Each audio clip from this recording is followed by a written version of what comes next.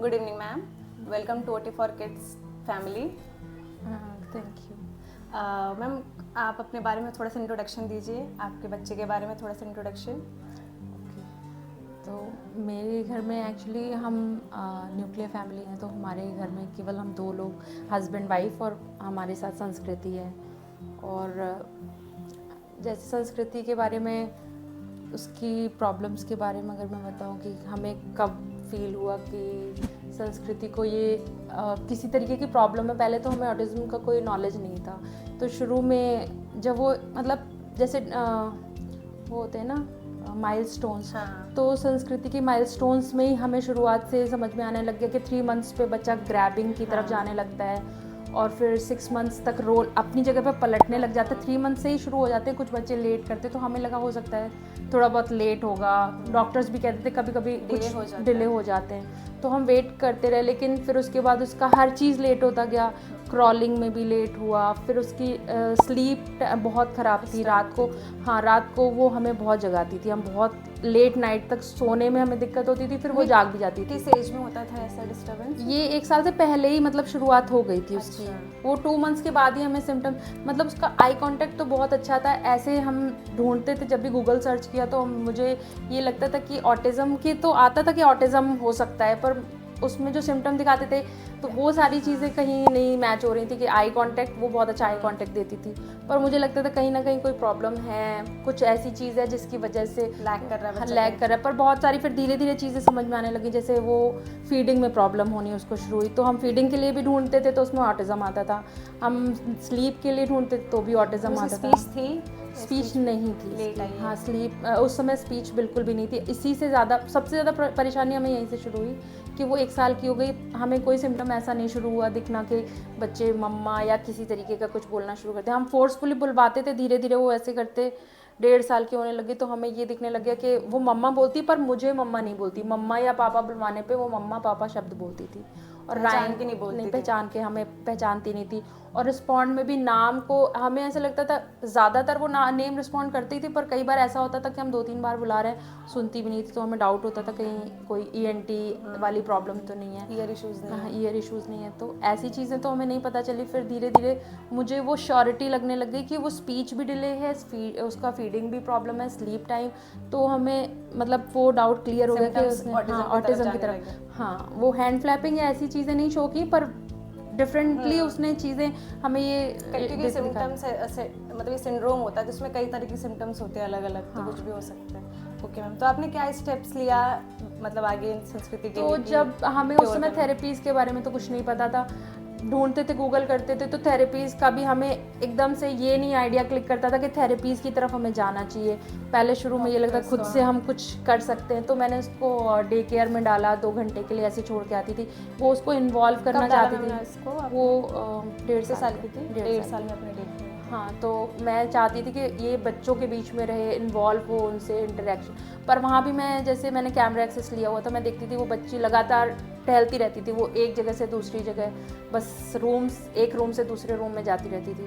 तो मुझे ये सारी चीज़ें और श्योर हो गया कि गूगल सर्च करके मुझे पता चल गया था कि ये ऑटिज़म है। फिर मैंने बेस्ट थेरेपी सेंटर ढूंढने की कोशिश की, तो मुझे बेस्ट रिव्यूज़ वाले थेरेपी सेंटर में मतलब OT4 का नाम पता चला।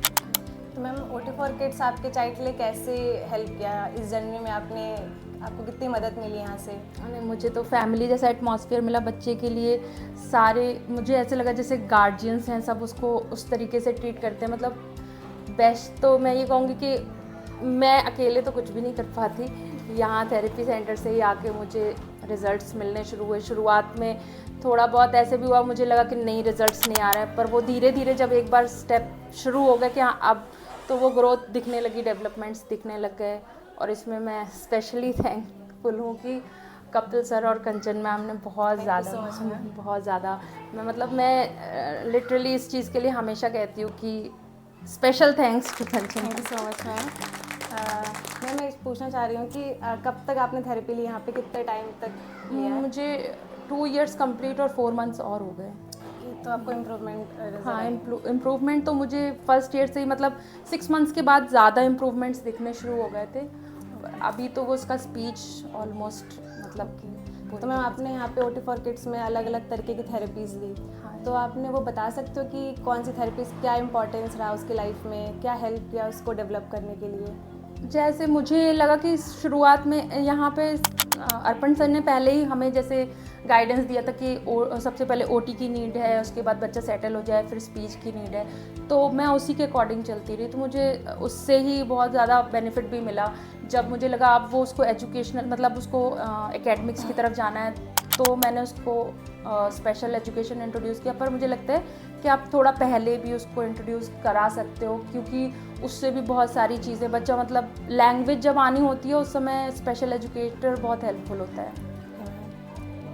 मैम अब संस्कृति कैसा कर रही है स्कूल में, अपने सराउंडिंग में बच्चों के साथ कैसे है वो अब? सराउंडिंग में अभी तो वो बहुत अच्छे से इन्वॉल्व होती है सोशली, वो हर जगह मतलब पार्टीज़ होती, बर्थडे पार्टीज सब जगह जाती है और सबसे आगे रहती है, डांस करती है, हर जगह बहुत इन्जॉय करती है, बल्कि लोग उसके वीडियोस बनाते हैं सब कुछ छोड़ के उसके बारे में देखते। तो मैम अब जो आप बताते ईटिंग इश्यूज वगैरह थे वो हाँ आप थैंक्स टू यू कि फीडिंग में अभी वो बहुत इम्प्रूव है। मैं ये नहीं कहूँगी कि 100%, पर हाँ मतलब अभी मुझे बहुत इम्प्रूवमेंट है। मैम अब आप अपने बच्चे के बारे में कैसा सोचते, क्या ओपिनियन है? जो पहले था 1.5-2 साल पहले, अब क्या है? अभी मैं बहुत रिलीव्ड हूँ, क्योंकि मुझे ऐसे कई बार बहुत सारे ऐसे थॉट्स आते थे कि मेरे बाद कैसे होगा, क्या होगा, क्योंकि मुझे कहीं से होप नहीं दिखती थी कि ये क्या करेगी आगे, इसका नॉर्मल लाइफ जिएगी, कैसे करेगी। तो अभी मैं उस चीज़ के लिए बहुत सेटिस्फाइड हूँ। अच्छा, अब तो आप टेंशन में नहीं हो बिल्कुल? अब सब कुछ ठीक लगता है? हाँ मतलब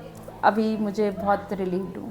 ओके मैम, आप और पेरेंट्स को हमारे OT for Kids के बारे में कैसे कन्वे करोगे, या फिर क्या बताओगे उनको कि कैसा है यहाँ पे, और थेरेपीज़ कैसे होते हैं, किन बच्चों को ज़रूरत होता है? मैं यही कहूँगी कि अगर आप पेरेंट्स को अगर कहीं से भी ऐसा फील होता है कि बच्चे में किसी भी तरीके का कुछ भी डाउट थोड़ा सा भी आ रहा है, तो उनको अर्ली इंटरवेंशन, मुझे यहाँ से यही इतना नॉलेज पता चला कि अर्ली इंटरवेंशन बहुत बेनिफिशियल है, क्योंकि आप जितना जल्दी बच्चे को वो माहौल देते हो, आप गाइडेंस देते हो, थेरेपीज़ उसको जितना जल्दी मिलेंगी, तो वो जैसे कहते हैं ना फर्स्ट 3 इयर्स बहुत ज़्यादा लर्निंग के होते हैं, तो वो आपका सबसे बेस्ट टाइम है। आपको ये वेट नहीं करना है कि डॉक्टर, क्योंकि डॉक्टर्स कई बार उस चीज़ को रिकॉग्नाइज करने में डिले करते हैं। तो आपको अगर थोड़ा भी डाउट है, इसमें कोई बुराई नहीं, थेरेपीज़ ऐसा तो नहीं कुछ आपका बिगाड़ेंगी तो नहीं, आपको उस साइड जाना चाहिए, उस डायरेक्शन में। तो OT for Kids अगर आपके नियरेस्ट है, आपको बिल्कुल यहाँ आना चाहिए, क्योंकि जैसे मुझे रिजल्ट्स मिले हैं तो मुझे लगता है कि यहाँ पे रिजल्ट्स आपको भी मिलेंगे। Thank you so much ma'am for coming here.